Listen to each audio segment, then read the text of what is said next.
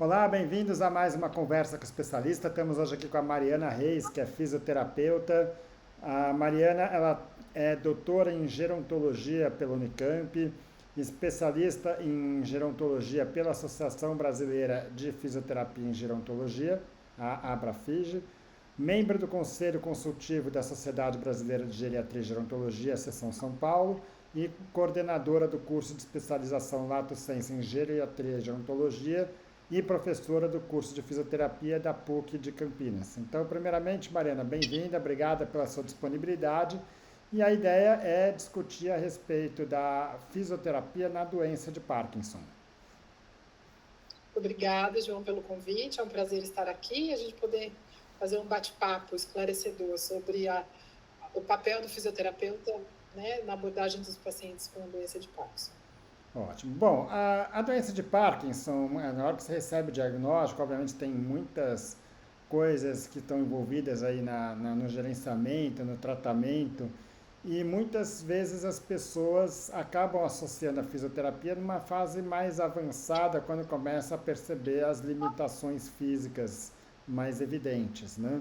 Mas a gente sabe que a fisioterapia ela vai ter um papel desde aquele momento inicial no diagnóstico até as fases mais tardias da doença. Então é um pouco isso que a gente queria discutir aqui, quer dizer, o que vai ser feito em cada uma dessas etapas, né? Então, assim, para começar, num primeiro momento, aquele momento pós-diagnóstico. Então, um paciente que ainda é funcional, que ainda tem sintomas que ele consegue contornar, né? Só lembrando como critério diagnóstico, primeira coisa que tem que estar presente obrigatoriamente, que é a bradicinesia, que é a lentidão dos movimentos, que pode ou não estar associada à rigidez e que pode ou não estar associada ao tremor, né? Nesse primeiro momento, de que forma que o fisioterapeuta pode ajudar o paciente? João, o fisioterapeuta ele tem uma contribuição muito importante nas fases mais avançadas, como você disse, mas é importante lembrar que o fisioterapeuta ele tem uma contribuição importante tanto na prevenção, né, de condições que estão associadas à doença de Parkinson e também na promoção da saúde. Então, a gente pensa sempre de forma ampla. O nosso objetivo sempre vai ser a funcionalidade do paciente, ou seja, o quanto nós podemos contribuir com a independência desse paciente para as atividades do cotidiano. Então, a partir de uma avaliação ampla, e no caso das pessoas idosas com doença de Parkinson, a gente parte de uma avaliação multidimensional, gerontológica da pessoa idosa, em que a gente faz uma busca ativa, né, de condições que muitas vezes podem passar despercebidas num exame tradicional, porque a gente sempre vai partir da queixa do paciente com o olhar para a funcionalidade, ou seja, das atividades do cotidiano que ele faz, que ele desempenha, as que ele faz com facilidade e as que ele tem dificuldade, né, e o quanto essas alterações motoras impactam nessas atividades do cotidiano, ou seja, na sua funcionalidade, com o objetivo dele ter independência, né? Mas além disso, a gente também vai olhar, né, nessa avaliação para outras manifestações que podem estar associadas, principalmente se a gente for considerar o processo de envelhecimento, né? Então não é raro a gente encontrar pessoas com doença de Parkinson, mas que têm uma condição associada e que são mais prevalentes nas pessoas mais velhas, como por exemplo a sarcopenia, como por exemplo a síndrome da fragilidade. Então, essa avaliação mais ampla no início, após o diagnóstico, ela vai nos permitir ter essa visão ampliada da condição, para que a gente possa identificar, a partir disso, quais são as limitações, quais são as necessidades, as potencialidades dessa pessoa, e a partir disso a gente estabelecer um plano terapêutico, a nossa conduta, né, para que possa ajudar essa pessoa a se manter independente o maior tempo possível.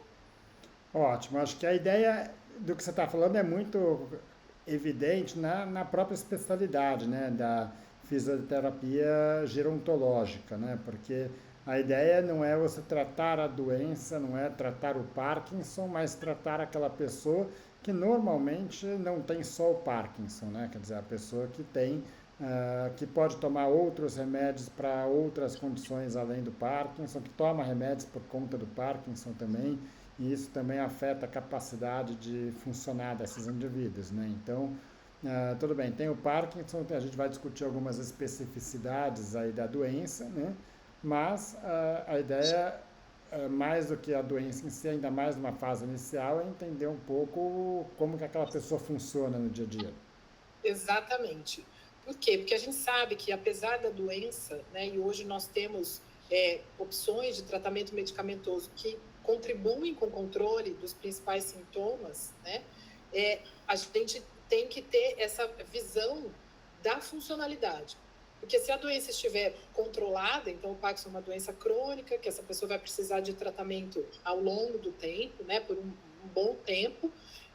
A doença estando controlada de alguma maneira, então tanto o tratamento medicamentoso quanto outras opções de tratamento, o nosso objetivo vai ser fazer com que essa pessoa não perca a sua independência, né? Que a gente consiga manter essa pessoa funcionando nas suas atividades do dia a dia, que ela possa fazer isso de forma independente ou com o mínimo auxílio possível. Então, isso é muito importante, né? Porque muitas vezes o paciente chega para nós com uma queixa do que ele não consegue fazer, do que ele deixou de fazer em função da doença, né?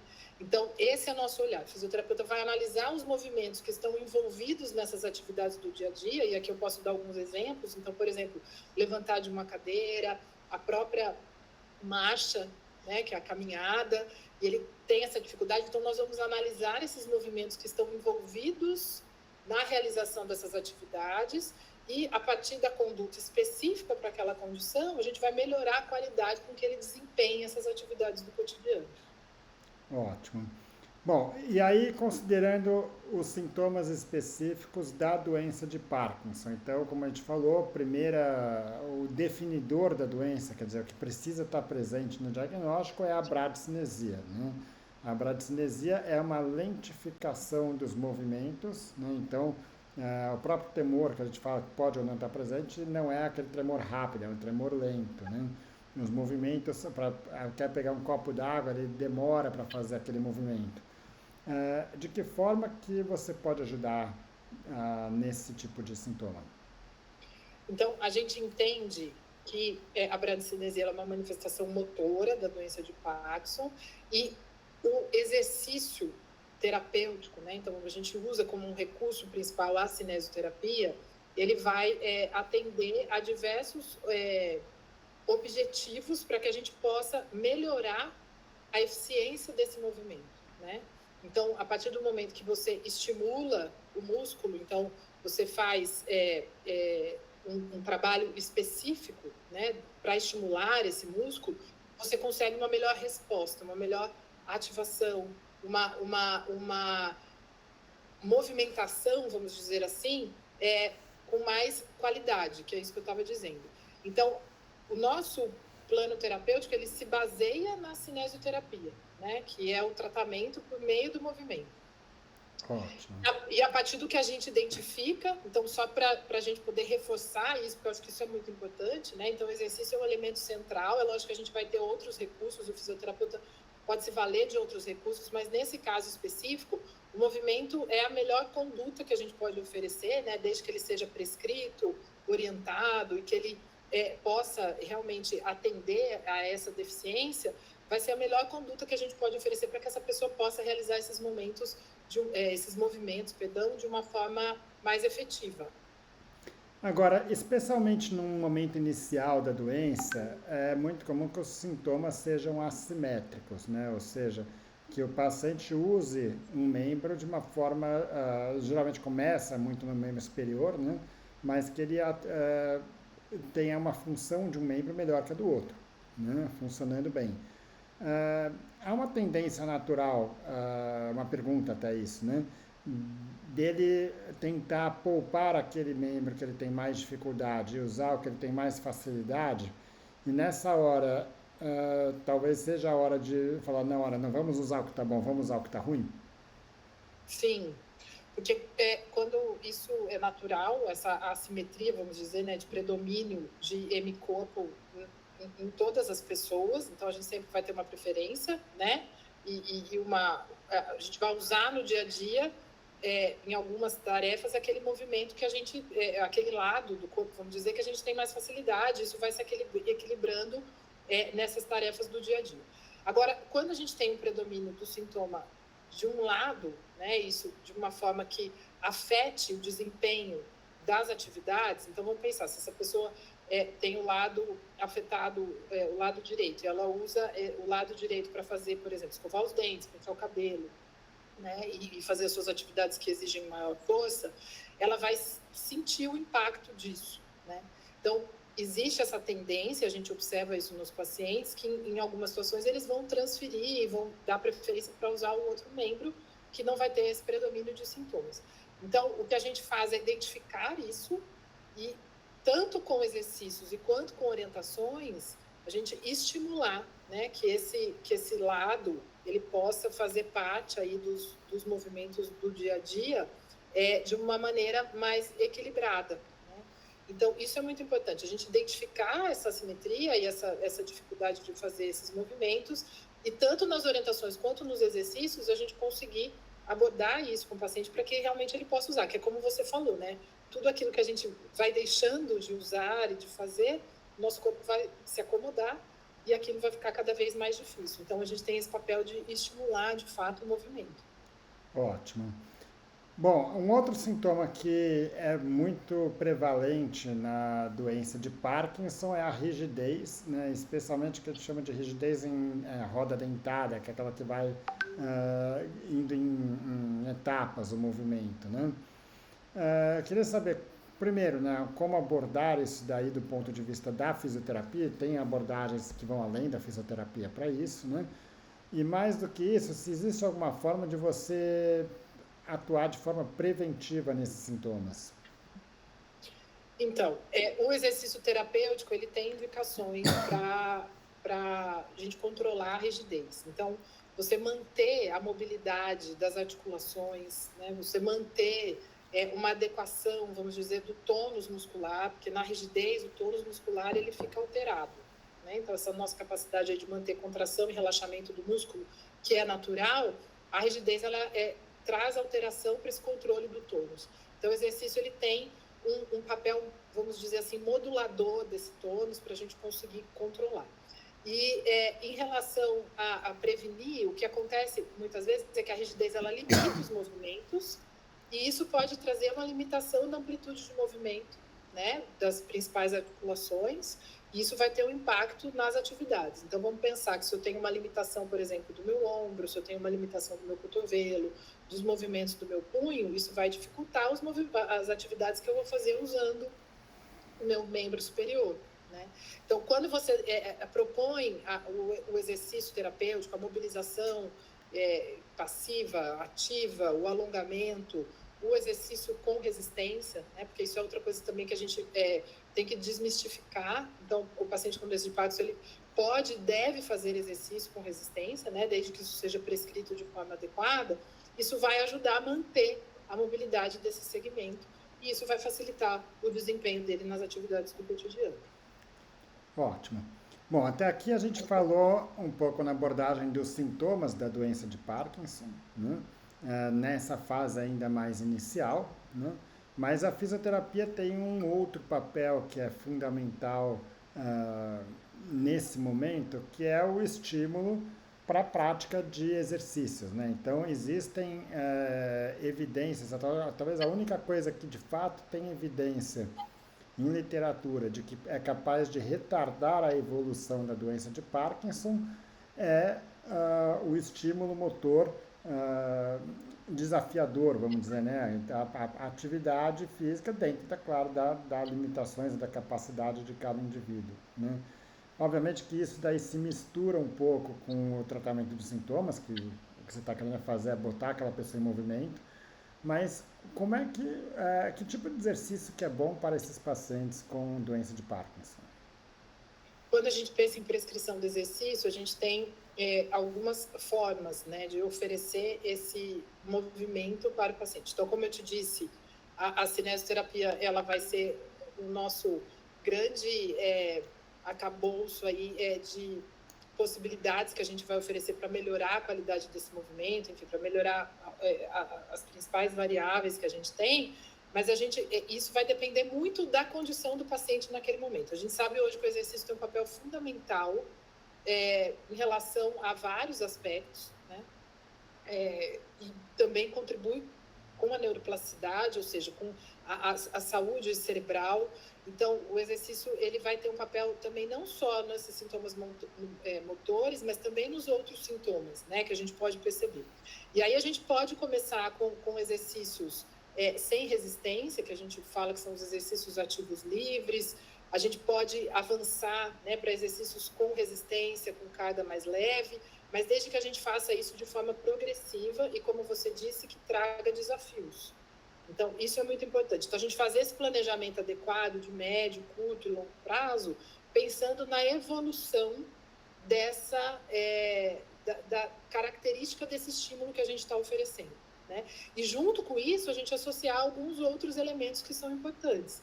Então, a gente vai trabalhar a coordenação motora, a gente vai trabalhar quero usar uma palavra mais simples para me referir, mas essa agilidade na resposta, né, ao estímulo. Então, a gente vai trabalhar outros elementos também. E o fortalecimento muscular, como eu disse, que é um ponto importante que a gente não pode esquecer disso. Então, assim, a gente deve fazer uma boa orientação em relação à progressão do exercício resistido progressivo, que hoje tem muitas evidências, né, mostrando para nós os benefícios que ele traz. Mas a gente vai planejar de acordo com o que o paciente apresenta. Então, sempre pensando em progressão, sempre pensando no desafio, sempre pensando em estimular. Então, os exercícios que a gente oferece para melhorar o controle postural, que é uma outra condição, né, que pode ser afetada pela doença do Parkinson, que envolve o equilíbrio. A gente também vai pensar sempre em exercícios que sejam desafiadores, que estimulem, né, o equilíbrio, para que a gente possa melhorar esse controle postural e essa pessoa possa se manter mais estável nas atividades do cotidiano. Então, pensando em prevenção de quedas e outras condições que podem estar associadas. Ótimo, a gente vai chegar um pouco nisso ainda, né? Agora, em relação aos exercícios, né? Acho que deu para entender um pouco essa individualização que é feita, a importância de diferentes tipos, né, de estímulos, né? Agora, se a gente for pegar a prescrição, não estou falando para pacientes com Parkinson, é para a população em geral, inclusive para a população idosa, né? Para a prática de exercícios. A gente usa muito como referência as recomendações da Organização Mundial de Saúde, da OMS, né? Então, a recomendação é que seja feita pelo menos 150 minutos de exercícios aeróbicos em intensidades moderada ou alta, né, por semana, que pode ser dividido aí na maioria dos dias da semana. E, além disso, exercícios de força em pelo menos 2 dias por semana, exercícios de equilíbrio e de mobilidade também dentro disso, né? Isso é válido também para o paciente com doença de Parkinson. A gente pode usar isso como uma boa meta inicial, vamos dizer assim. Sim, sim. Então, essas são as recomendações atuais, validadas pelo Ministério da Saúde também. E a gente tem um ponto importante, João, que cabe destacar, né? Então, as recomendações hoje envolvem aumentar o nível de atividade física, que estão dentro desses parâmetros que você muito bem lembrou, mas também reduzir o tempo de comportamento sedentário.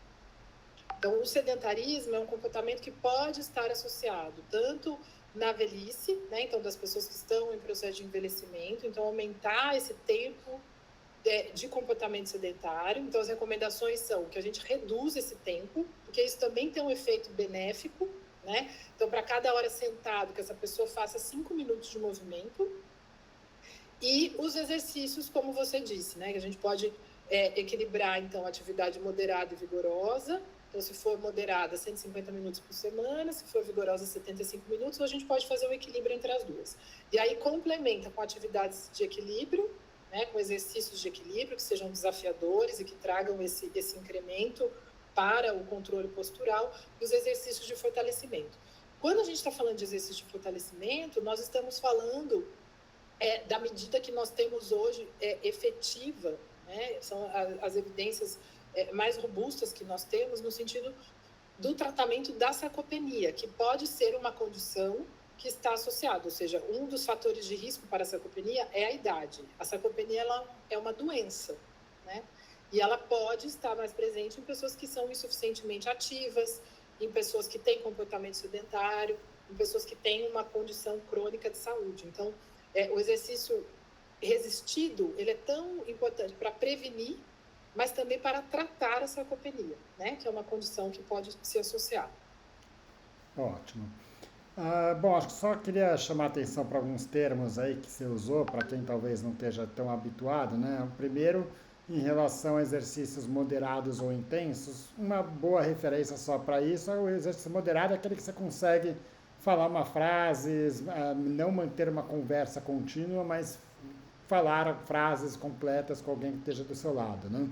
E exercício intenso é aquele que de fato você consegue falar palavras isoladas, mas não consegue manter uma frase, uma boa referência só para a pessoa entender. E às vezes o que é um exercício intenso para esses pacientes não é o que é intenso para os filhos deles, né? Então, não estamos falando de um exercício que talvez uma pessoa jovem vai entender como alta intensidade. Acho que esse seria um primeiro ponto, né?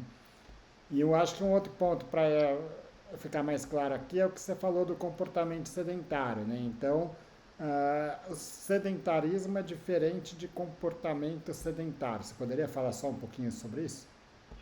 Porque às vezes, né, a gente coloca tudo de uma mesma forma. Então a gente fala, para você diminuir o comportamento sedentário ou deixar de ser sedentário, você tem que fazer mais exercício físico, né? Então quando você faz mais exercício físico, você deixa de ser inativo ou insuficientemente ativo, vamos dizer, de acordo com as recomendações, certo? O comportamento sedentário é toda atividade que a gente faz deitado, sentado, com baixo gasto de energia. Então, se você tem atividades durante o seu dia que você fica muito tempo sentado, a recomendação é que hoje, a cada 1 hora, você vá fazer movimentos, que você levante, vá buscar um copo de água na cozinha, vá estender a roupa, enfim, vá fazer alguma atividade e pode até fazer movimentos mesmo para que você possa equilibrar, né? A recomendação é que a gente tente colocar o maior nível de atividade possível no dia a dia dessa pessoa. Então, o exercício prescrito, ele é muito importante, mas você também tem atividades durante o seu lazer, né, durante o deslocamento, no seu trabalho, ou seja, se essa pessoa trabalha, também a gente colocar o maior nível de atividade. Então, quando a gente está falando de atividade física, a gente está falando, por exemplo, levar o cachorro para passear, dar uma volta no quarteirão, né? Então, isso é fundamental e conta como atividade. E com gasto energético, ela só não vai ser prescrita, ela não vai ter uma dose orientada por um profissional. Mas o quanto mais a gente conseguir incluir atividades no dia a dia, então aquela história da gente caminhar um pouco mais, deixar o carro estacionado um pouco mais distante, ou trocar o elevador pela escada, tudo isso é válido hoje para que a gente realmente possa melhorar esses níveis na população de forma geral, né? E na população idosa, a gente sabe das recomendações do quanto elas têm um peso muito maior, né? Considerando aí as condições associadas ao envelhecimento. E na pessoa com doença de Parkinson também. Então, respondendo a sua primeira pergunta, assim, essas recomendações a gente enfatiza aqui que sejam feitas também às pessoas com doença de Parkinson. Legal. Mas assim, basicamente eu quero chamar atenção para isso, por quê? Porque é comum que a pessoa tem o fisioterapeuta ali que vai 5 dias por semana na casa da pessoa, bota ali 1 hora para ela, uma série de exercícios, coisas e tal. Bom, ela se sente, claro, melhor do que nada isso, mas ela sente que ela está ali fazendo o papel dela, né? Só que aí passa o resto do dia sentada no sofá, né? Então ela não é sedentária, porque ela faz aquele mínimo de atividade que é recomendada, mas ela tem um comportamento sedentário, ou seja, são coisas diferentes, né? O comportamento sedentário não é uma atividade formal, mas é o levantar para ir cozinhar, levantar para comprar alguma coisa, ir comprar o jornal, comprar o pão, estar se mexendo durante o dia, não necessariamente aquela 1 hora que você vai fazer de exercício organizado, estruturado, tudo isso, né? E que os efeitos eles não se anulam, né? Então a gente sabe hoje que o comportamento sedentário está associado a desfechos negativos, incluindo mortalidade. Então é importante a gente olhar para isso, né? E colocar. E tem uma coisa que a gente sempre fala com os pacientes, é usual, né? Então a gente vai, faz o atendimento 1 hora, o paciente vai até a clínica, faz o atendimento 1 hora, e nas outras 23 horas, vamos dizer assim, né? Que isso possa ser transferido para as atividades do cotidiano, ou seja, quanto mais ativo, melhor. Então, isso é válido para todo mundo. Muito bom. Ainda em relação a exercícios físicos, né? A gente pensa muito no exercício físico, na própria fisioterapia, nos sintomas motores. Então, recuperar a mobilidade, ganho de força, ganho de estabilidade, controle postural. Agora, o Parkinson, ele também tem como característica sintomas não motores e que às vezes pode ser o que mais incomoda o paciente, né? Vou colocar aqui talvez três dos principais, né? Um deles é os sintomas gastrointestinais, obstipação, né? Outro que são os problemas de sono, né? A insônia é muito comum no Parkinson. E um terceiro que é a saúde mental, né? Depressão e quadros de ansiedade, tudo isso. Ah, como é que a atividade também vai ajudar para isso? Sim, para os sintomas não motores. Então, a gente tem um efeito indireto, né, na regulação do sono. Então, a gente sabe hoje que a atividade física traz benefícios para esses sintomas, para essas outras alterações que você falou, e principalmente contribuindo com a neuroplasticidade, né, que é algo que a gente já falou que é importante, que é essa capacidade do cérebro, de fato, de responder a essas mudanças que ele está passando, de se adaptar. Então, a gente sabe que o exercício tem benefícios comprovados, então, na saúde mental, né? Então, no controle aí dos sintomas depressivos. Então, a gente tem uma série de benefícios. Ótimo. Então, quer dizer, você não vai fazer um exercício específico para melhorar a insônia ou obstipação, mas a gente sabe que para aquela pessoa que esteja assistindo, que está com um familiar em casa, que sofre com todos esses problemas, entender que isso às vezes é tão ou mais efetivo do que os medicamentos para tratar a obstipação, para tratar a insônia e tudo isso, né? Sim, um efeito indireto, né? Exato. Bom, acho que focamos muito nessa fase inicial, embora muito disso seja válido para todas as fases da doença, né? Mas acho que até porque é uma fase onde você consegue, talvez a melhor hora para você intervir, acho que deu para entender, ficar claro aqui que a fisioterapia não é um tratamento para a fase final do Parkinson, mas quanto mais cedo fizer, melhor, né? Agora, Sim. avançando na doença, então você começa cada vez a ter mais problemas com tremores, que podem estar presentes no começo, mas tendem a piorar numa fase já mais intermediária, com problemas posturais, com risco de quedas, né? Existe um processo que a gente fala que é o freezing, né, que é aquele congelamento, marcha, e muitas vezes aquela tendência da paciente continuar a ter um movimento e risco de quedas. O que muda quando o paciente já entra nessa fase intermediária? Como a gente falou, João, desde o início, o nosso objetivo sempre vai ser melhorar a funcionalidade. Então, o que a gente percebe é que esses sintomas motores, eles têm um impacto maior sobre o desempenho dessas atividades, né? Então, isso começa a trazer maior nível de limitação. Então, como a gente vai pensar sempre a nossa conduta a curto, médio e longo prazo, e a gente tem essa ideia de progressão, então, à medida que a gente tem um maior agravamento dessas manifestações motoras, né, a nossa conduta, ela muda em relação à frequência, ela pode mudar em relação à dose da prescrição desse exercício, a característica desse exercício. Então, a gente vai trabalhar muito com foco nas limitações que essa pessoa vai apresentar, né? E isso é importante. Então, a gente olha para o movimento e como esse movimento vai interferir nas atividades do dia a dia, né? Então, a conduta, eu acho que ela muda muito em função da prescrição, né? Então, às vezes, a gente pode trabalhar com um volume maior, com os exercícios de uma forma que possam trazer uma melhor resposta, né? Uma resposta mais benéfica também no controle dos outros sintomas. Mas quando o nosso objetivo é na funcionalidade, a gente sempre vai olhar para essas atividades, para ver dentro daquele momento, porque o diagnóstico cinético funcional, que é o diagnóstico que o fisioterapeuta faz no início do tratamento, ele é um diagnóstico dinâmico, né? Então, diferente, por exemplo, de um diagnóstico de uma doença, que a pessoa vai ser diagnosticada com doença de Parkinson. Mas quando a gente está olhando para o diagnóstico cinético funcional, esse diagnóstico ele muda o tempo todo, né? Então, conforme essa doença vai progredindo, você vai tendo outras manifestações. E aí a sua conduta ela se ajusta a esse diagnóstico cinético funcional que tem que sempre ser revisto. Então, a gente tem um momento inicial da avaliação, que é essa primeira consulta, mas aí depois da intervenção, a gente faz monitoramentos frequentes para, vamos dizer assim, reavaliar essa condição.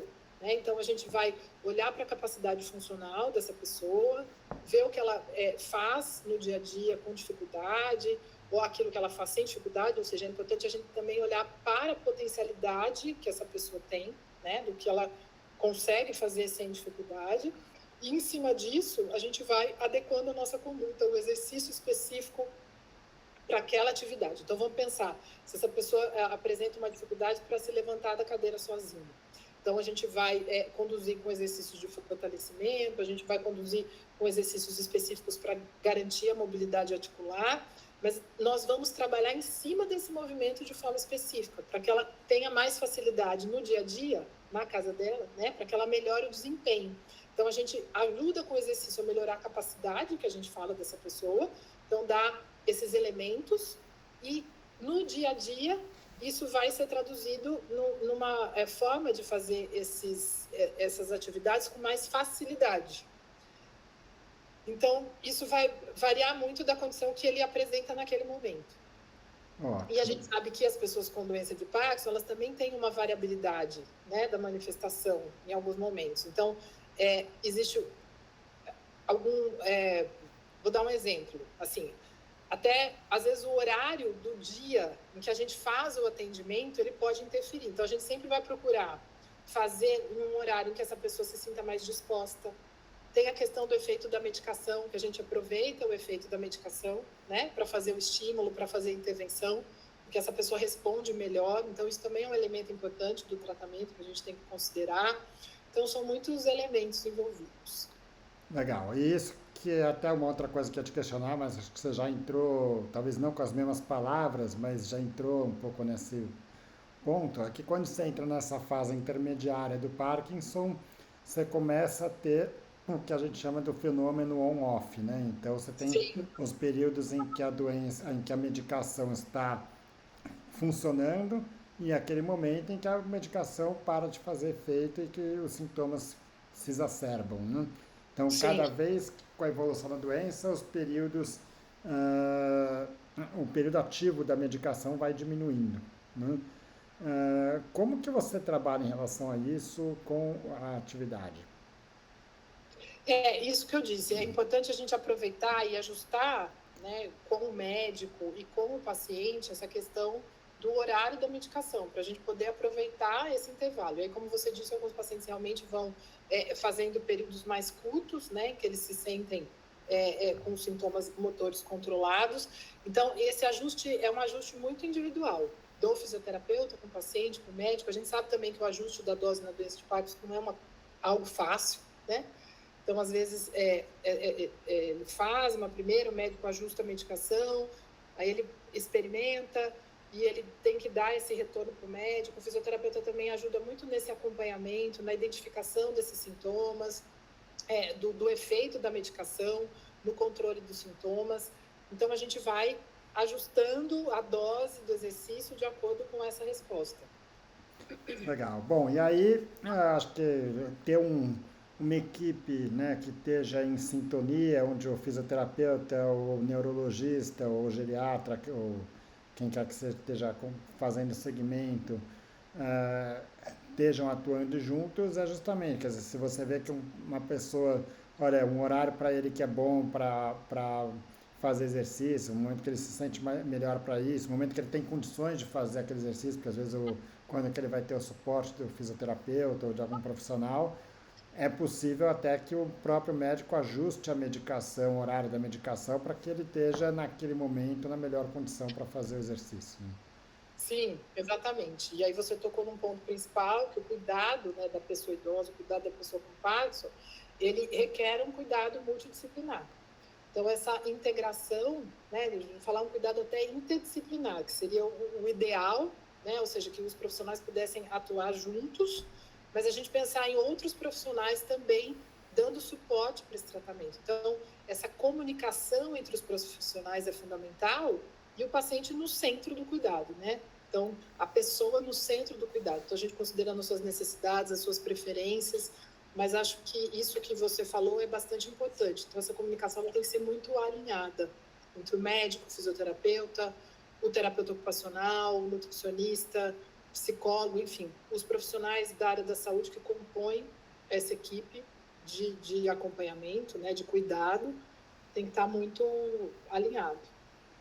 Ótimo. Bom, e aí quando a gente parte para a fase mais avançada do Parkinson, a gente estava falando naquele momento em que o paciente começa a ter dificuldades com as tarefas básicas. Então ele começa a ter dificuldades com a alimentação, começa a ter dificuldade para se trocar, para tomar banho sozinho, quer dizer, é, sair de casa começa a ficar mais difícil, né?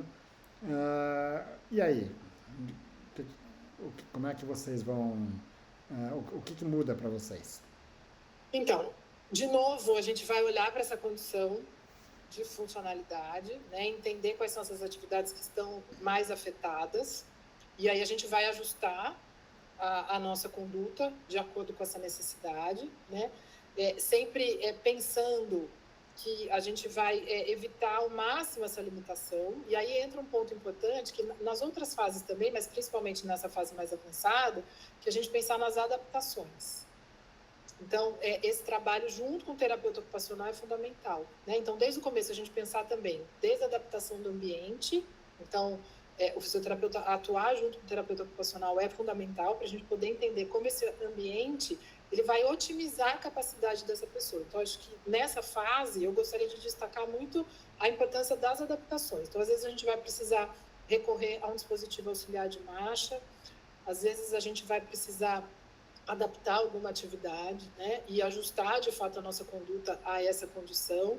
Mas acho que a adaptação é uma palavra que, nessa fase, eu entendo que seja fundamental. Então, a gente poder oferecer outros recursos que permitam com que essa pessoa possa fazer algumas atividades. Então, vou dar um exemplo. Você falou dificuldade para comer. A gente sabe hoje que tem alguns tipos de talher que são adaptados de forma específica para as pessoas que têm doença de Parkinson, né? A gente sabe que essa é uma limitação importante e que pode acontecer com frequência. Então, quando você tem esse trabalho em conjunto, você consegue identificar com essa necessidade, você consegue propor essas adaptações, porque, como eu falei desde o começo, o nosso objetivo é sempre manter o maior nível de independência possível. Ótimo. E aí essa interação com o terapeuta ocupacional, só para a gente deixar bem alinhada, quer dizer, o fisioterapeuta ele vai usar os recursos de exercícios, né, terapêuticos, de movimento, para tentar melhorar ou retardar a evolução das limitações físicas daquele paciente. Só que você sabe que ele tem uma doença que vai evoluir, né? Quer dizer, você pode... Isso.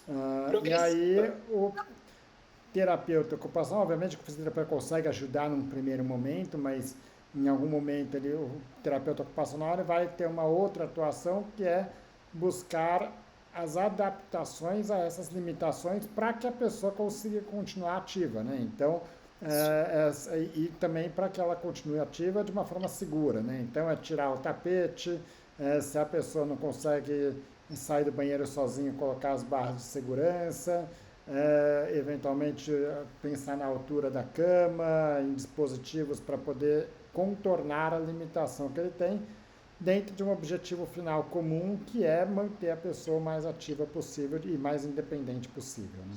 Exatamente. E aí, essa parceria nessa fase ela é fundamental, né? Porque cada um com o seu olhar, mas com olhares complementares, com o objetivo de melhorar a funcionalidade. Então, isso que você disse é muito importante. Vamos pensar nessa atividade. Levantar da cama. Então, a pessoa sozinha, como ela fazia antes, pode ser que ela não consiga mais. Mas se a gente pensar numa barra de apoio na lateral da cama, se a gente pensar em ajustar a altura da cama, ela vai conseguir fazer isso de forma independente. Então, isso é muito importante. Identificar com o paciente quais são as atividades que ele está com dificuldade e as que também ele valoriza, que são importantes para ele, né? A gente utiliza muito um recurso de priorização também das atividades. A marcha é outra coisa que eu acho que vale a pena a gente falar nessa fase, porque você estimular a marcha, você fazer exercícios que contribuam para o melhor desempenho da marcha, ou seja, para essa pessoa caminhar com mais estabilidade, com mais segurança, é muito importante. Porque você manter a marcha preservada, né, em qualquer fase, mas nessa fase mais avançada que você está dizendo, é fundamental. Né? Então, significa que essa pessoa ela vai caminhar dentro de casa, ela vai se deslocar, ela vai ter mais possibilidade de sair para casa, fora de casa, como você disse, né, vai ficando mais difícil. Então, a gente tem um olhar muito específico também para a marcha nessa fase, né, para um trabalho específico para melhorar a qualidade da marcha. Então, acho que são 2 elementos que eu destacaria dessa fase. Tá, e do ponto de vista médico, acho que vale lembrar também que tudo bem que as limitações físicas exigem uma maior energia do paciente, então para ele se levantar e ir na cozinha pegar uma água é uma atividade que se torna muito mais desafiadora e cansativa e obviamente que a pessoa ela, às vezes ela tende a preferir o auxílio de alguém, então em vez de ela levantar e buscar uma água, ela vai pedir para alguém pegar uma água.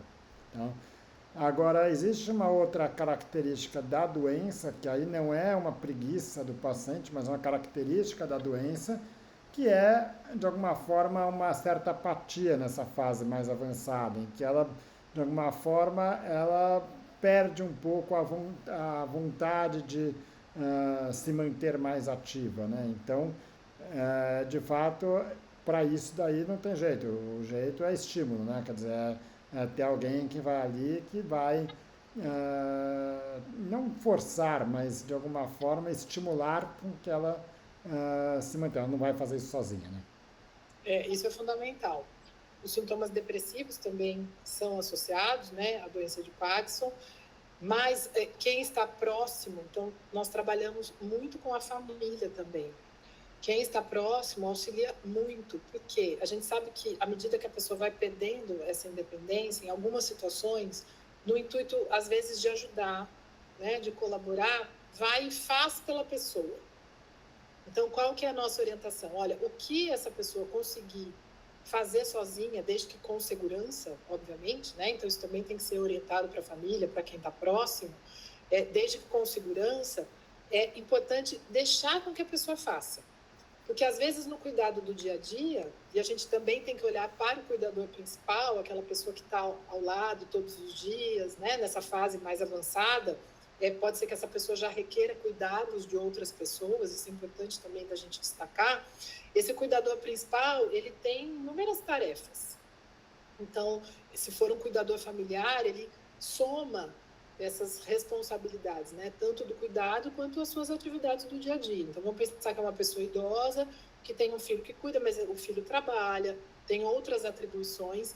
Então, às vezes, no cuidado do dia a dia, por uma questão de tempo, também falta de suporte, de orientação, existe uma tendência, às vezes, da pessoa querer fazer pela pessoa, né? Num ato de proteção.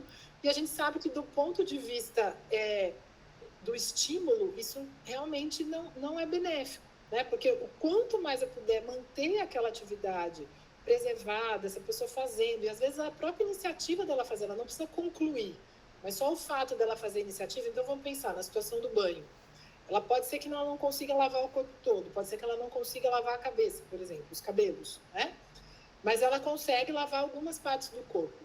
A tendência é que, à medida que as limitações vão aumentando, esse cuidador assuma essa responsabilidade. E aí isso tem um impacto muito grande, né, sobre a progressão. Então, vamos pensar, quanto mais ela deixar de fazer, a gente vai ter um processo aí de limitação se instalando com mais rapidez, né? Ótimo. Um exemplo talvez até mais fácil de enxergar é que é muito mais fácil você sair na padaria na esquina comprar um pão do que você levar ele junto para comprar. É mais fácil você ir no supermercado comprar para ele do que levar ele para comprar junto. É. Mas você perde aí uma oportunidade de tratamento e interação, né? Exato. E às Legal. vezes na ideia a pessoa está ajudando, né? Poupando e dessa forma contribuindo com cuidado. Então, é importante também o profissional, nesse momento, não ter uma atitude de julgamento, mas entender o que leva aquele comportamento, né? E a gente tentar juntos encontrar um caminho que seja o melhor, principalmente para a pessoa envolvida, né? Para a pessoa que com a doença de Parkinson. mas a gente vai fazendo esse ajuste. Então, o fisioterapeuta também tem esse papel importante dessa orientação do cuidado, do quanto é possível estimular algumas atividades além do tratamento fisioterapêutico. Então, é muito comum, desde que a pessoa tenha condições, que a gente faça orientação de exercícios simples, de manobras, né, que essa pessoa pode fazer no dia a dia, né, para auxiliar essa pessoa.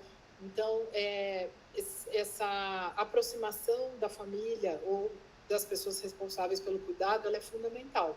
Até porque a nossa visão, ela, por mais que a gente vá 3 vezes na semana, vamos pensar, na casa do paciente, né? A gente está ali naquela hora. E as pessoas que moram com essa pessoa, que cuidam dessa pessoa, que tem essa percepção no dia a dia. Então, quando a gente faz essa conversa, né, com o familiar, com o cuidador principal, nós também conseguimos trazer elementos que são fundamentais para o nosso planejamento terapêutico, né? Porque é nesse dia a dia que a vida acontece. Então, é comum, às vezes, você encontrar situações que você vai atender um paciente e a pessoa fala, mas no momento do atendimento ele faz bem, mas quando não está na fisioterapia, não faz, né? Então, como a gente vai fazer isso? Como a gente aborda? O quanto a gente pode estimular? Eu fico com medo, eu tenho receio. Então, a informação, ela muda muito, né? O desfecho. Então, a gente levar essa informação de como fazer isso com segurança, orientar, ela contribui muito nesse processo de cuidado. Ótimo. Mariana, acho que deu para entender bem a abordagem que é feita e a importância em todas as fases da doença da fisioterapia, né? Talvez uma das bases do tratamento, onde você vai talvez até conseguir diminuir medicamentos, melhorar os sintomas, e não só para o Parkinson, mas para o idoso, né? Porque o idoso com Parkinson, ele tem todo um corpo, uma saúde, toda uma coisa que vai além da doença, né? Queria te agradecer mais uma vez a sua disponibilidade, contar com você, acho que foi muito válida a discussão aqui. Eu que agradeço, João. Obrigado mais uma vez.